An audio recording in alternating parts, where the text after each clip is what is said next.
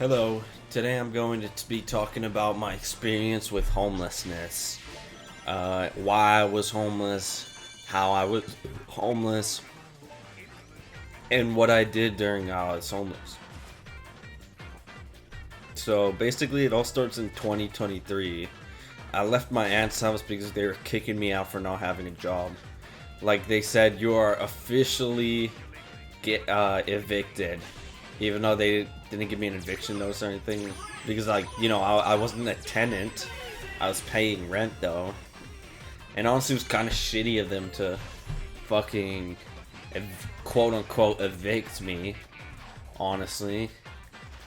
So yeah, I would have been homeless then, but instead I lived in the trap, and it went horribly wrong. I left the trap fearing for my life, and I went to the shelter. And what I did on my day-to-day life was just go outside, stay in the courtyard, go to Subway, go to 7-Eleven. You know, the usual, right? There wasn't much else I could do.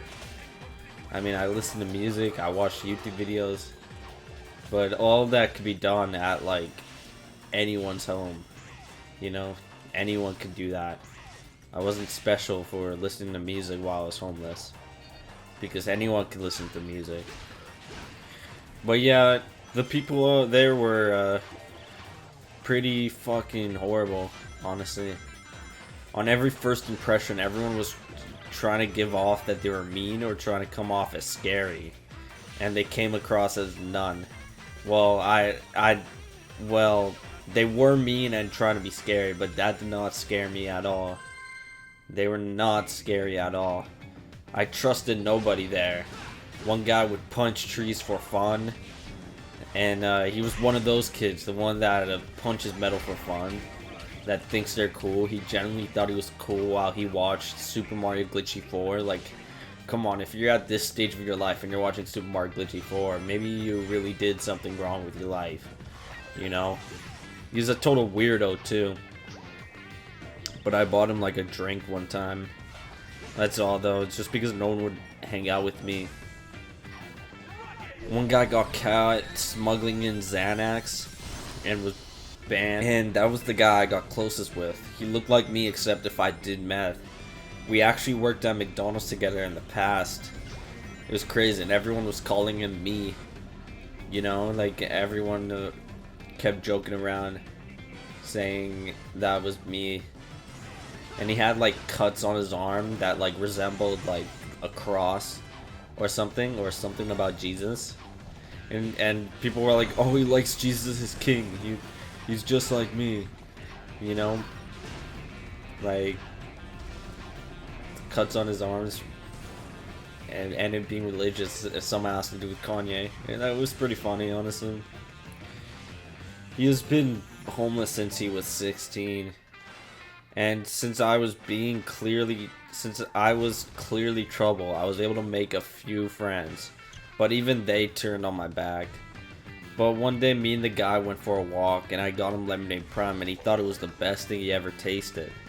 Like, I love prime, personally. And lemonade is a great flavor because it tastes like an actual drink, not just like a prime drink. But man, it wasn't as good as he was selling it out to be. Like, lemonade is one of the better flavors, but it wasn't like the best one. That would have to be cherry freeze. But at the time I didn't know, because that one didn't come out yet. He was a mysterious guy, but followed me on Instagram despite having no one in his following. So I knew one day he would unfollow me, and I didn't stick around long enough to see that happen because I deactivated my Instagram. But yeah, everything at the shelter was awkward as fuck, and every worker had backhanded insults they hid from us, or would casually like say at very like specific times that are like where when you're to catch your guard down, you know. And eventually I got sent to the hospital because I was scared on acid. Maybe it counts as an overdose, I don't know. But they did nothing at the hospital but wait for me to sober up. And for some reason I remember like one of the nurses making fun of me or something. but I don't know if it was true or not, because I was on acid, you know. But yeah, they just made me sit in a chair on acid until I fell asleep and woke up, and they didn't even transfer me back to the shelter. I have to ask for a ride, which kind of sucked. So it was nothing special. Fast forward to the psych ward. I'm in the psych ward. I asked my aunt if she could take me in when I'm out, and I leave the psych ward. I pack up my stuff from the shelter, get my PC, and I'm off to my aunt's. It was really fun first coming there. I expected them to be stern, but they just said no drugs, which was easy enough for me. Later on, I thought I heard something I didn't and returned to the shelter willingly. The workers told me not to come back and forth between home and the shelter. I took that advice and returned to my aunt's, and now I've been at my aunt's for ever since, and couldn't be more grateful that I'm stable. Like, throughout that entire year, I was unstable, even when I got to my aunt, like, really unstable. I was doing hard drugs, and before that, smoking weed, and it was pretty bad. But yeah, I love it here at my aunt's. It's just that ever since I moved into the new house, everything has been boring to me now. Like, I don't really enjoy much. All I do is watch YouTube videos, and even then, it's not like I'm enjoying them. It's just a pastime when I'm bored. And it's hard to be being bored, because when you're bored, you just think about jacking off. If you have nothing else to do, and that's how some of us slip, you know? It fucking sucks.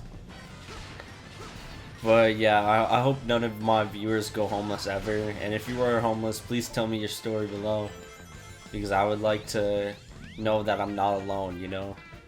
But if you are homeless, just know you're not alone.